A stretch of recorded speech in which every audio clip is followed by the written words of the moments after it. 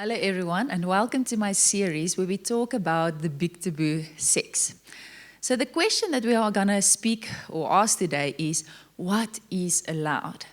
Now, many people, before they get married, but it is not restricted to being or this being outside of marriage, is that they say, okay, we know that we're not supposed to have sex outside of marriage, but then what is allowed? Maybe we should first address a modern day issue. There are some people that have this strange belief that when you come together and I don't know if they like say something to God or what people do, but they say that they are married in spirit before God. Now, when are you married? You are married when you are married. When you have not signed any documents by a state official, then you are not married. God has given these state officials the authority to proclaim that somebody has been married. So before then, you haven't been married. So let's just throw this in there. If we justify sex because we think that God in spirit, I don't know, some fluffy idea about that we are married before God, that is not true. You are not true to yourself, you're not true to your partner, and you are not true to God.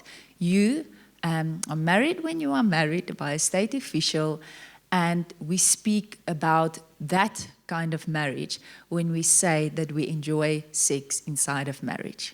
Sometimes people don't want to justify sex. They have consensual sex, even if they are believers outside of marriage, and they are happy with that. Now, the question that we address today will also address this, and it will also address if you are married already, what is allowed, and maybe then after a divorce or maybe a spouse that passed away. So if you listen carefully, you will see that the answer will reach all of those questions. Okay, I'm going to give you the big, brave answer. What is allowed? You live by your conscience. Now, whether you are a high school boy, or whether you have been married for 30 years, we do what our consciences allow us, whether that is inside of marriage, outside of marriage, with our spouse, or maybe without our spouse. You see, people have a problem with this answer because they say we cannot trust people's consciences. There we have it.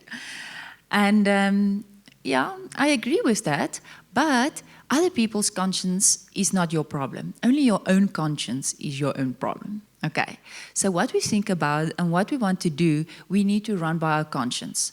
Are we trying to justify our actions? Or are we truly at peace about what our conscience is saying? Some people may have had sex for their whole life, even though they weren't married. And then suddenly they feel convicted that this is not the right thing to do. And they want to set things right and say, okay, let's get married before we have sex again. What happened? There was a change in their conscience.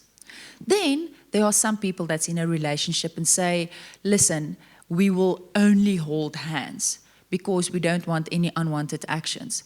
And then there might be couples that are kissing away day and night and they have no temptation of having sex before marriage. The question is, what is right for you?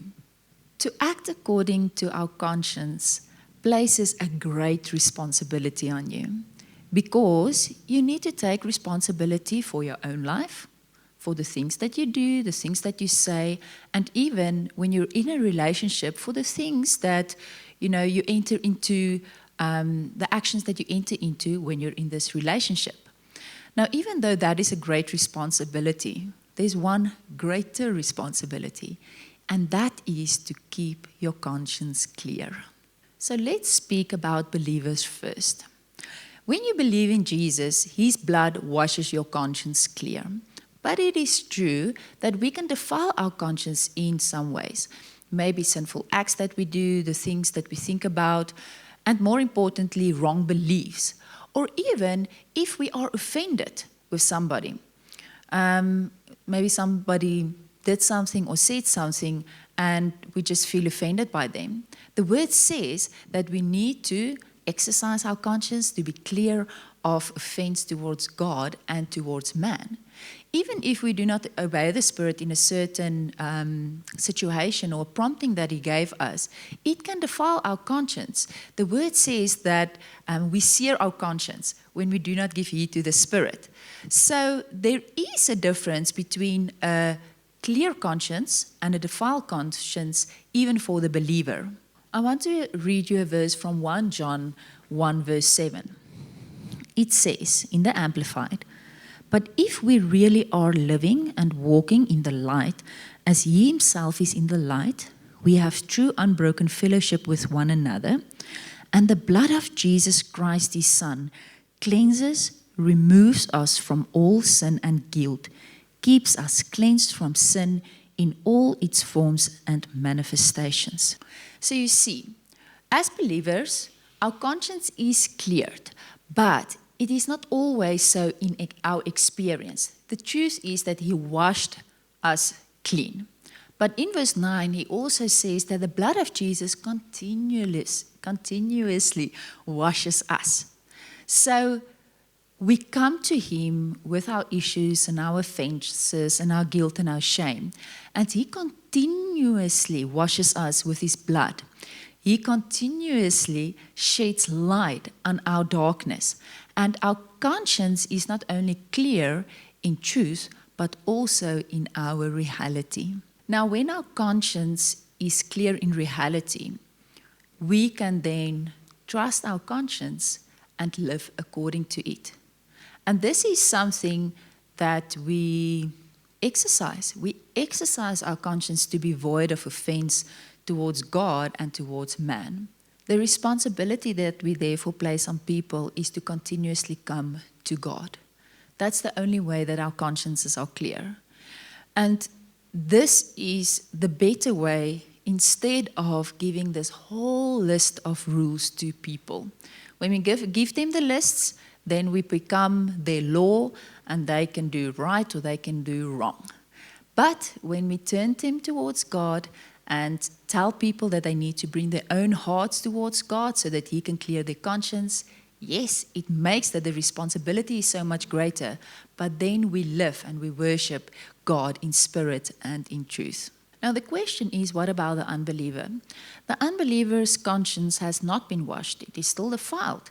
So we do have certain rules in place. And maybe this sounds radical, but that's why we say that an adult should not have sex with an underage person, because we cannot necessarily trust people to make those decisions themselves. But we do not come with our ruler stick and hit unbelievers over the head and say, "Sis man, you shouldn't be doing that, you shouldn't be doing that." What do? We keep on preaching the gospel so that it can reach the person's heart, so that they can turn to God and their conscience can also be washed by His blood. We submit them to God's grace and we do not hit them over the head with our ruler sticks. So the first advice that I have for you today is, number 1, spend time with God. Exercise your conscience to be void of offense towards God and man.